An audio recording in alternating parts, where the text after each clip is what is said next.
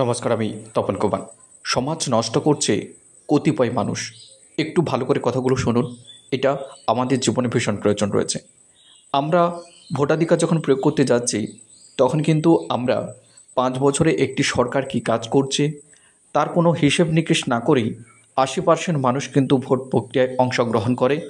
তারা কেবলমাত্র 2-3 দিনের গরম গরম ভাষণে নিজেকে প্রভাবিত করে ফেলে এবং তারপর একটা সিদ্ধান্ত নিয়ে ফেলে। আপনাকে এই রকম পরিস্থিতি থেকে নিজেকে আগে বের হতে হবে। আপনি একটি ভোট দিচ্ছেন, মানে আপনি 5 বছরের সমাজ নির্মাণের জন্য একজনকে সিদ্ধান্ত দিচ্ছেন।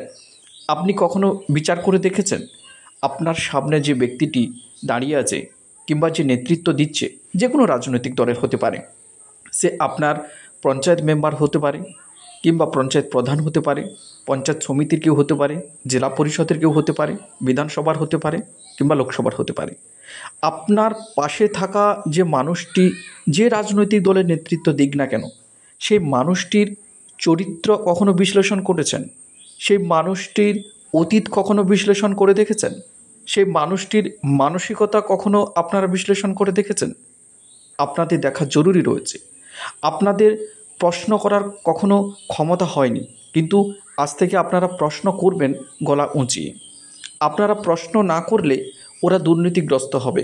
আপনি যখন জবাব চাইবেন তখন ওরা জবাব দিতে বাধ্য। আর যদি জবাব দিতে না পারে, আপনি কিন্তু ঘাড় ধাক্কা দিয়ে ওদেরকে বাইরে বের করে দেবেন। ভোটাধিকার আপনার অধিকার। আপনার অধিকারকে প্রলোভন দেখিয়ে মিথ্যে কথা বলে কেউ কেড়ে নিয়ে চলে যাবে, তারপর তারা কোটিপতি হবে, সমাজে দুর্নীতি করবে, অথচ আপনার চেয়ে তারা অনেক নিম্নমানের।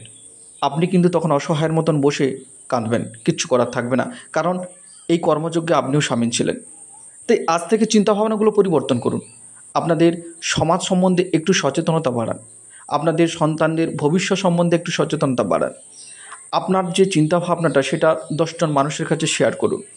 যে রাজনৈতিক দলের নেতৃত্ব আপনার কাছে আসবে, তাদের মানসিকতা, তাদের দক্ষতা, তাদের সমাজে গ্রহণযোগ্যতা কতটা রয়েছে বা পাড়ায় প্রতিবেশীতে কতটা তার গ্রহণযোগ্যতা রয়েছে, এগুলোকে বিচার বিশ্লেষণ না করে কখনোই আপনি ভোটাধিকার প্রয়োগ করবেন না। আপনার একটু দুর্বলতা এই সমাজে অনেকখানি ক্ষতি করে দিতে পারে। তাই একজন সচেতন নাগরিক হয়ে উঠুন। আপনারা বোবা নয়, আপনারা কথা বলতে শিখুন। আপনাদের কথা বলাতেই কিন্তু সমাজ পরিবর্তন হবে। তাই আজ থেকে শপথ নিন, প্রত্যেকে নিজের দায়িত্ব বুঝে নিন। এই সমাজকে গড়তে প্রত্যেকে একটু একটু করে এগিয়ে আসতে হবে। তবেই কিন্তু রাজনৈতিক দুর্নীতি, রাজনৈতিক অস্থিরতা এবং সমাজকে দুর্নীতির হাত থেকে আমরা কিন্তু সবাই বাঁচতে পারবো বা বাঁচাতে পারবো, যেটা আমার এবং আপনার এবং আমাদের ভবিষ্যৎ প্রজন্মকে একটা সুন্দর সমাজ উপহার দিতে পারবো। আশা করি কথাগুলো ভালো লেগেছে। সবাইকে ধন্যবাদ।